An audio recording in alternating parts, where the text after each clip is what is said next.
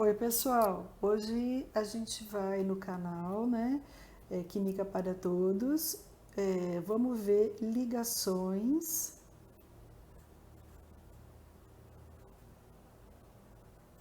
químicas. Essa parte de ligações químicas é muito importante. Por quê? Porque ela é muito cobrada, né, no Enem, em vestibulares, ensino médio e até quem faz cursos, né, próximos da área de saúde, que entra a parte de ligação química, da área exatas.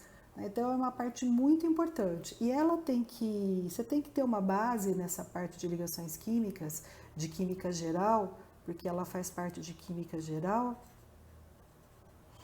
porque ela é, na realidade, é, um, um pré-requisito para você aprender depois a parte de química orgânica.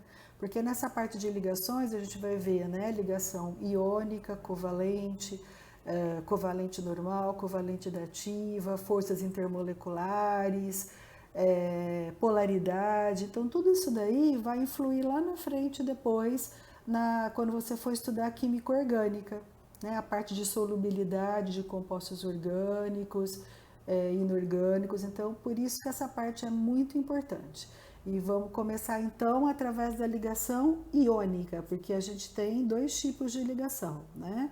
Como eu falei, a gente tem a ligação iônica e a gente tem a ligação covalente. Nós vamos começar a aula de hoje com a ligação iônica, tá? Essa ligação é uma ligação, o nome já está dizendo, íons, né? Então ela envolve íons. Uma ligação iônica envolve íons. Envolve íons. Que são íons? São partículas carregadas. Então, são partículas carregadas positivamente e negativamente. Tá? Átomos são partículas neutras e íons são partículas carregadas. O positivo, o íon positivo, a gente denomina de cátion. E o negativo a gente denomina de ânion, ok? Então aí já dá para explicar direitinho que é uma ligação que envolve íons, por isso que a gente tem o termo ligação iônica. Então eu vou ter um íon positivo e um íon negativo, um cátion e um ânion pertencente a essa ligação, né, que vai me gerar a ligação iônica. Esse íon cátion positivo significa que ele ficou positivo por quê? Porque ele perde elétrons. Como o elétron é a partícula negativa, né? O elétron é a partícula negativa. Então, se ele perde elétrons, ele vai ficar cada vez mais positivo. E eu chamo ele de cátion, beleza? E o ânion? Bom, o ânion é uma partícula carregada negativamente. Então, como o elétron é negativo, o ânion, ganha elétrons. Quanto mais elétrons ele ganha, mais negativo ele fica. Então, por exemplo, se ele ganha 1, ele vai ficar menos 1. Se ele ganha 2, porque elétron é partícula negativa. Se ele ganha 2, ele fica menos 2. Se ele ganha 3, ele fica menos 3. Ok? Assim como o cátion, se o átomo perde um elétron, ele vai ficar mais 1. Porque elétron é negativo. Quanto mais cargas negativas o átomo perde, mais positivo fica o íon. Se ele perde 2 elétrons, mais 2. Se ele perde 3, mais 3, ok? Então, esse tipo de ligação que nós vamos estudar aqui, né, nesse vídeo de hoje, é a ligação formada por íon, chamada ligação iônica. Eu tenho um elemento que perde elétrons, tá? E um elemento que ganha elétrons. Os dois juntos vão formar essa ligação, a ligação iônica. Esse elétron que vai ser perdido, né, desse elemento que é o cátion, ele não fica vagando, ou seja, ele vai para o ânion que quer ganhar, tá? Então, e o ânion quer ganhar, por quê? Porque o cátion perdeu, tá? Então, tudo isso acontece Porque eles querem o quê? Se estabilizar, né? Estabilizar. Então, as ligações químicas, né, no caso a ligação iônica, faz com que os elementos presentes naquele composto fiquem estabilizados, ou seja, com 8 elétrons na última camada.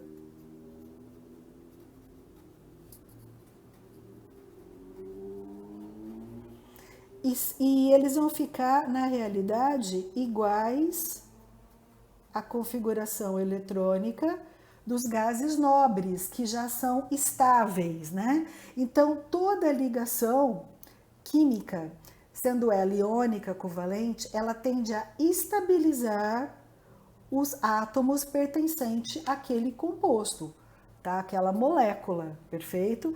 Nesse caso da iônica, para estabilizar, um perde e outro ganha. Aí eles vão ficar com 8 elétrons, tanto o cátion quanto o ânion, com 8 elétrons na última camada, igual os gases nobres, ok? Que já são estáveis. Então, todos os elementos, eles da tabela periódica, eles se ligam para poder ter o quê? Para poder ter esta estabilidade, porque eles invejam os gases nobres. Como eles ainda não têm 8 elétrons na última camada, os elementos químicos da família 1A, 2A, 3A, né? 5A, 6A, 7A.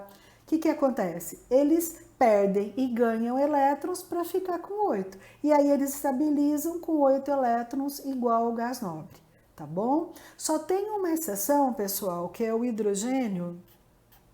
O hidrogênio, ele estabiliza com 2 elétrons na última camada, tá? Igual ao hélio, tá? O resto dos elementos químicos são sempre com 8 elétrons na última camada, tá bom? Igual o criptônio, neônio, xenônio, esses gases nobres aí, perfeito? Então, a ligação iônica, ela é uma ligação que tem íons positivos e negativos, cátions e ânions, que perde e ganha elétrons. Portanto, é uma ligação, o quê? É uma ligação que tem forte força eletrostática. Porque no estado sólido eu já tenho íons, por exemplo, NaCl, cloreto de sódio, né? Que é o sal de cozinha que a gente conhece. Entre o Na e o Cl, eu tenho o quê? Uma ligação iônica. Então, eu tenho íons. Sempre o positivo do lado esquerdo, né, no composto, e o negativo do lado direito, tá? Então, o sódio perdeu elétrons para estabilizar para o cloro, que aí ficou o cloreto, né, o íon cloreto, para estabilizar também com 8 elétrons na última camada. E aí ocorreu a formação do cloreto de sódio, que é o sal de cozinha. Então, no estado sólido, S de sólido, eu já tenho íons do cloreto de sódio do sal de cozinha, já está na forma iônica, com íon positivo e negativo, cargas contrárias, se atraem. Se essas cargas contrárias se atraem, o que acontece? Essa ligação aqui, ó, é uma ligação muito forte, tá? Porque eu tô tendo cargas contrárias, positivas e negativas, então tá com muita interação, tá puxando demais, eles estão interagindo entre si. Se essa ligação é muito forte, é difícil para romper. Aí a gente pode considerar o que? As propriedades físicas, o ponto de ebulição, o ponto de fusão, ponto de ebulição se for líquido, ponto de fusão se for sólido. Nesse caso, como é sólido, o NaCl ele vai ter o que? Um alto ponto de fusão, porque a ligação aqui é eletrostática, então vai estar muito unido o Na e o Cl no retículo cristalino. Para você romper, para você quebrar, né, essa ligação, ou seja, formar o sódio e o cloro, a gente tem que dar muita energia. Então, esse composto, NaCl, ele vai ter alto ponto de fusão. Então, o que vocês percebem? Que as ligações, né, elas estão inteiramente, principalmente a ligação iônica, inteiramente ligada com propriedades físicas, ponto de fusão, ponto de ebulição, com estabilidade dos elementos químicos, né? Eles se estabilizam, perdem, ganham elétrons, por isso que eles se transformam em cátions, ânions e íons, para ficar estáveis como os gases nobres, correto? Então, por isso que a ligação iônica existe, ela é super importante, ok? Já no estado sólido, como eu disse, do cloreto de sódio, do sal de cozinha, já tem íons. Quando eu coloco esse sal na água, o que vai acontecer?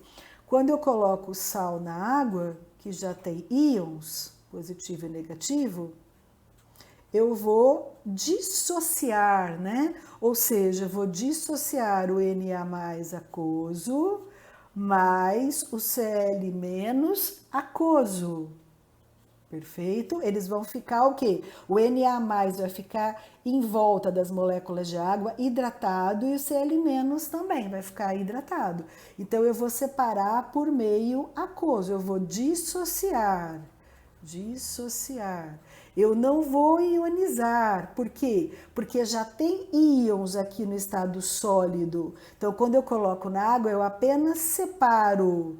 Se eu separo, eu vou fazer uma dissociação. Então, todo composto que tem ligação iônica já tem íons no estado sólido, né? E aí, quando eu coloco na água, eu vou separar, tá? Eu vou dissociar, ou seja, eu vou hidratar esses íons, perfeito?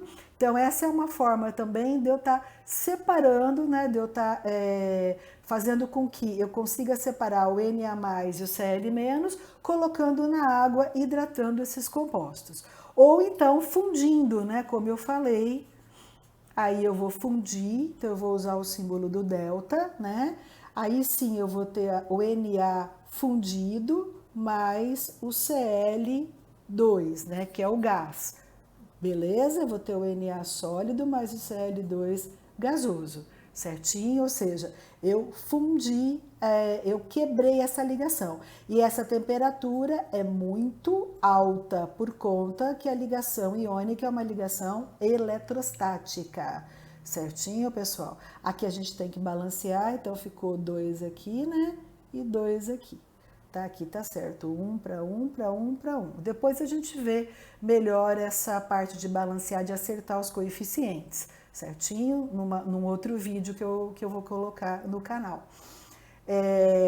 Aqui a gente está fazendo bem rapidinho só para, né, mostrar, definir a ligação iônica, ok? Bom, continuando então, a ligação iônica, já que a gente definiu, né? Ela ocorre com que tipo de átomos? Ela ocorre entre metais mais não metais ou ametais, metais mais semimetais. Beleza? Então, a ligação iônica ela ocorre dessa maneira. Eu vou pegar os elementos metálicos da tabela periódica e juntar, né? Ligar com os não metálicos, ok? Aí eu vou ter o quê? Eu vou ter o cátion e o ânion, perfeito? E vou ter a ligação iônica. E também entre metais e semimetais, que tem aquela filinha na tabela periódica que tem uns semimetais, tá? Por exemplo, o silício é um semimetal, né? O germânio, tá? Então tem alguns semimetais também que a gente consegue fazer ligação com metais, tá? E também tem metal mais hidrogênio, tá? Porque o hidrogênio é um não metal, tá? Então o que vocês percebem nessa ligação iônica? Que sempre, né, eu vou ter que ter um metal, tá? Então, metal doa elétrons, ok? Não metais e semimetais e o hidrogênio recebem elétrons. Certinho? Então, a gente tem exatamente isso na ligação iônica. Então, é necessário eu ter um metal que participa dessa ligação iônica, ok? Quem são os metais? Já que a gente está falando, né, da tabela periódica. Os metais, como a gente falou, doam elétrons. Então, quem doa elétrons? Lembrando da tabela periódica, família 1A, família 2A, família 3A, tá? O mais comum aqui é eu ter ligação metais com não metais, na ligação iônica. Os semimetais aparecem muito pouco. O hidrogênio também aparece muito pouco. Então, nós vamos se ater nesse vídeo à ligação iônica de metais com não metais. Tá bom? Então, metais da tabela periódica, família 1A, 2A, 3A. Quem é a família 1A? Dos metais alcalinos. A família 2A, metais alcalinos terrosos, porque vem da terra, tá? Então, eles têm nome específico. E a família 3A não tem nome específico. Como o alumínio encabeça a família, a gente pode estar falando família do alumínio. Mas não tem necessidade. Ok? Certinho? Bom, então, o que acontece? Se o metal doa, ele tem esse 1A, significa que ele tem um elétron na última camada. Então, ele vai doar um elétron, essa família 1A, tá? E já vou explicar por quê. A família 2A, ela vai doar o quê? Metais alcalinos terrosos? 2 elétrons da última camada, camada mais externa. E a família 3A, ela vai doar 3 elétrons na última camada. Tudo isso eles vão fazer para estabilizar com 8 elétrons na última camada, ou na camada mais externa, de valência, né, que a gente fala, tá? Para se estabilizar igual o gás nobre, certinho? Por que ele doa um elétron os metais? Bom, ele doa, porque lembra que a gente falou que a última camada tem que estar com 8 elétrons? Então, vamos pegar um exemplo aqui, ó. Vamos pegar um exemplo do sódio. O sódio, ele tem Z igual a 11, tá? Então, vamos fazer a configuração eletrônica, usando o diagrama de Linus-Pauling. 1s2, 2s2, 2 até dar 11. Aqui deu 4, 2p6, 3s1. Beleza? Então, essa é a configuração eletrônica para o átomo de sódio. Desculpe. Então, o que a gente observa aqui? Ó? Que a última camada, que é de número maior, a camada mais externa do átomo sódio, tem um elétron na última camada, tá? Por isso que eu falei que a família 1A tem um elétron na última camada, certinho? Você concorda comigo que é muito mais fácil ele doar esse um elétron? Então, se ele doa, isso aqui vai embora, né? Some essa camada. E aí, o que vai acontecer? A camada mais externa vai ser essa daqui, 2s2, 2p6. E vai ter o quê? 6 com 2, 8 elétrons na última camada, estabilizando o elemento sódio, que aí ele não é mais um átomo, como ele perdeu um elétron, ele passou a ser um íon, Na+, né, um cátion, o íon sódio, perfeito? Então, todos os metais, a família 1A, 2A, 3A, eles vão seguir esse exemplo do sódio, sendo que o sódio tem 1, então ele vai doar, é muito mais fácil ele doar 1 do que ganhar 7 para ficar com 8. Então, ele doa, ele fica Na+. Aqui é muito mais fácil ele doar 2, então ele ficaria na família 2A mais 2. Todos da família 2A, tá? Do que ele ganhar 6. E na família 3A é mais fácil ele doar 3 do que ele ganhar 5. Então ele vai ficar mais 3. Lembra? Então perdeu 1 elétron negativo mais 1, perdeu 2 mais 2, perdeu 3 mais 3. Perfeito? Então, esses são os metais que vão fazer parte da ligação iônica, certinho? Espero que vocês estejam gostando, tá? Então, vamos lá. Vamos ver agora os não metais, tá bom? Vamos lá. Então, os não metais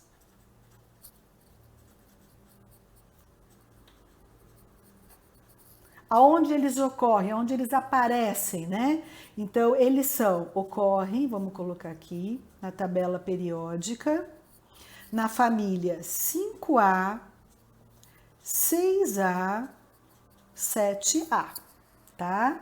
A família 6A, ela tem um nome também característico, é a família dos calcogênios.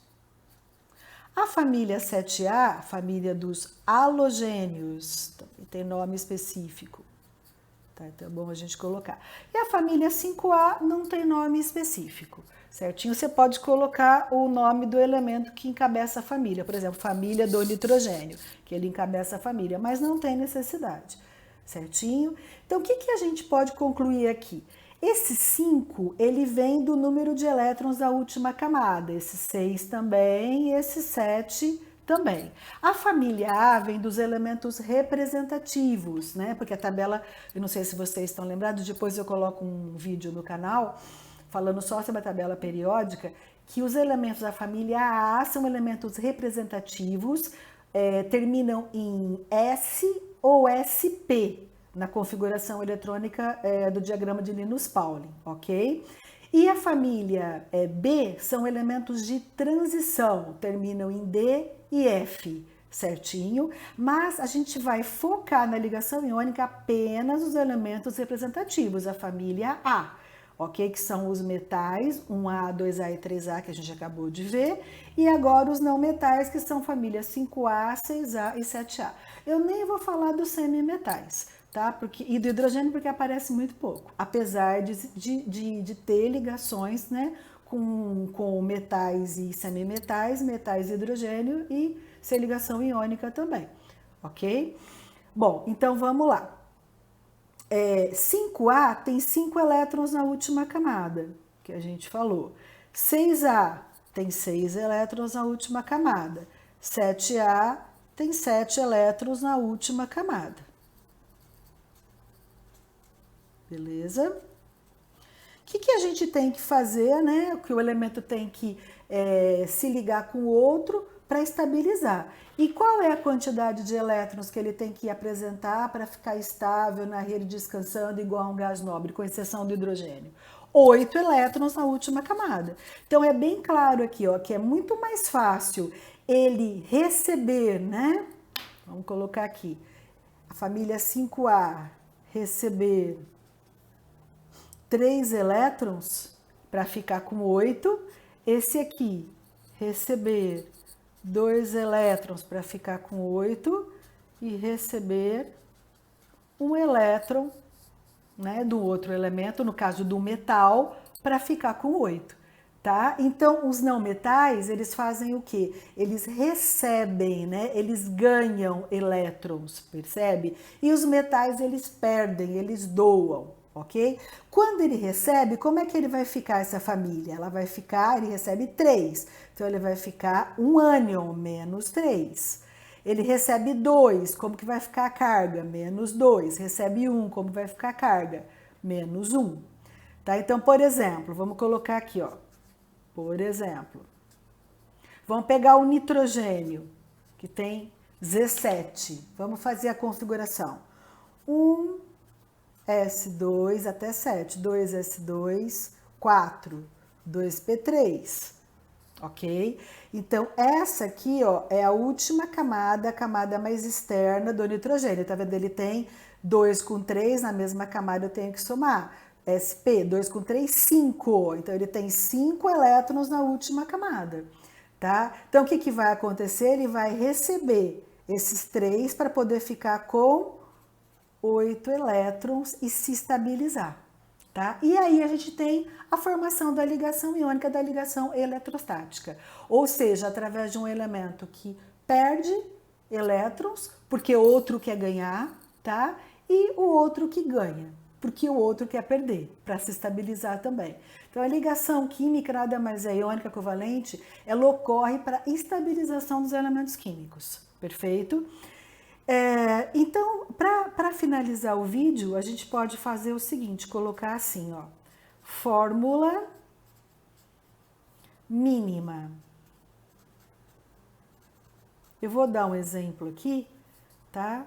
Fórmula mínima. Então, a gente vai fazer um exercício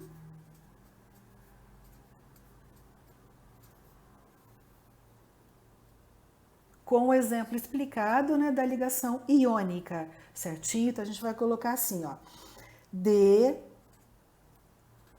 a fórmula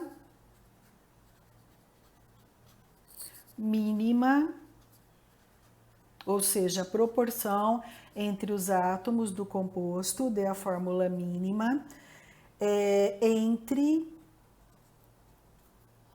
os elementos abaixo, ok? 2 pontinhos, tá? Então, sempre que ele falar de fórmula mínima, a ligação envolvida é uma ligação iônica, perfeito? Ou seja, eu vou ter um metal e um não metal, um que doa e um que recebe. Então, ele vai falar para mim quais são os átomos, elementos abaixo para a gente fazer, né, a fórmula mínima do cátion e do ânion que vai pertencer àquele composto, ou seja, a proporção que eu vou ter de cátion e ânion naquele composto. Então, vamos começar, por exemplo, com o NaCl, que é mais fácil. Então, eu vou dar o Z do Na. Então, ele quer que você faça a fórmula mínima entre o Na e o Cl. O Na tem Z11 e o Cl tem Z17, ok? E aí? Bom, para resolver, nós vamos ter que fazer o seguinte. Então, resolução.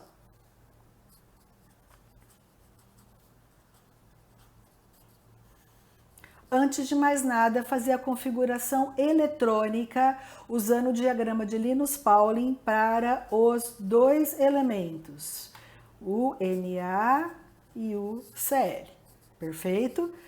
Em outro vídeo eu vou fazer uma aula só de diagrama de Linus-Pauling, vou construir para vocês, vou mostrar direitinho como funciona, tá? Tudo certinho, como constrói, que não precisa decorar o diagrama, você constrói para utilizar, né, na prova, em concursos. Você não precisa memorizar isso aí, decorar, tem como você construir. Mas hoje o foco é na ligação iônica. Então vamos lá, vamos ver qual vai ser a fórmula mínima entre Na e Cl. Como eu tenho Z11 e Z17, eu vou... Bom, pessoal, então vamos lá, vamos fazer a configuração, né? O Na11, 1S2, 2S2, 2P6, 3S1. Já está feito aqui. O cloro, 17, 1S2, 2S2, 2P6, 3S2, 3P5. O que a gente observa aqui, ó? No caso do sódio, a camada mais externa, a última camada, é a 3S1. Ele tem um elétron na última camada, então ele vai doar, né, um elétron. Portanto, ele é um metal. Então, lembra que na ligação iônica a gente sempre tem que ter o metal, tá? Se ele tem 1, é da família 1A. Se ele tem 2, a família 2A. Se ele tem 3, a família 3A. Então, quem doa metal, né? Os metais da família 1A, 2A e 3A. Um elétron, 2 e 3 na última camada, a camada mais externa. Se ele doa isso aqui, essa camada vai embora e a anterior passa a ficar com quanto? Com 8 elétrons na última camada, estabilizando. Perfeito? Ele vai doar para quem? Vai doar para o cloro, né? O cloro, essa daqui, a 3S2, 3P5, é a camada mais externa, com 7 elétrons na última camada. Para ele ficar com 8, ele vai ter que fazer o quê? Receber um elétron. Então, quem recebe são os não metais. Como ele tem 7, ela é da família 7A, a família dos halogênios. Percebe? Então, a ligação iônica, ela vai ocorrer entre metal e não metal. Ou seja, o sódio vai doar. Por quê? Porque o cloro quer receber ambos para ficar com 8 e se estabilizar como os gases nobres. Aí, então, eu vou fazer a fórmula mínima, né, que é o objetivo do exercício, entre o Na e Cl. Sempre na fórmula mínima, você vai colocar o cátion à sua esquerda né? E o ânion à sua direita, certinho?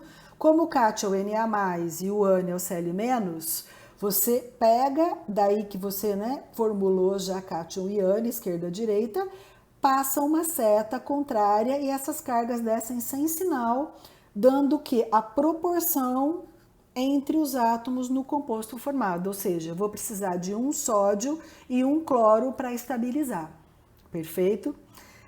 Na realidade, eu não preciso pôr 1 para 1 quando simplesmente NaCl já está embutido que é 1 para 1. Então, eu vou precisar de um átomo de cloro para estabilizar um átomo de sódio, perfeito? Então, por isso que ficou NaCl, cloreto de sódio, certinho? Vamos dar um outro exemplo entre a fórmula mínima entre potássio, vou chamar de B agora, e oxigênio. A mesma coisa, vou dar o Z para cada um, vou fazer a configuração eletrônica tanto para o potássio quanto para o oxigênio, usando o diagrama de Linus-Pauling. Vou ver a última camada do potássio, tem um elétron, então ele vai doar um elétron. Se ele doa, ele vai ficar K+, vai ficar o cátion. Aqui eu tenho quantos? 6 elétrons na última camada do oxigênio, então ele vai receber 2, vai ficar como o ânion? O-2. Para fazer a fórmula mínima, sempre o cátion e o ânion. Aí você põe o cátion é o potássio mais e o ânion O-2. Essas cargas descem, né, cruza, sem sinal, formando o quê? K2O. Então, eu vou precisar aqui, a conclusão é o seguinte, que eu vou precisar aqui de 2 átomos de potássio para estabilizar um átomo de oxigênio nesse composto. Aqui eu tenho um sal, a função inorgânica sal, e aqui eu tenho a função inorgânica óxido, perfeito? Então, mais para frente a gente vai fazer um vídeo também das funções inorgânicas para vocês, ok? Espero que tenha ficado claro. Então, uma ligação iônica nada mais é do que uma ligação que ocorre eletrostática entre cátions e ânions.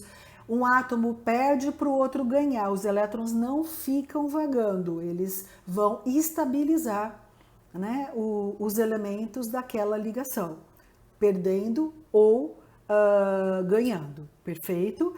É uma ligação super forte, porque é uma ligação eletrostática e super importante.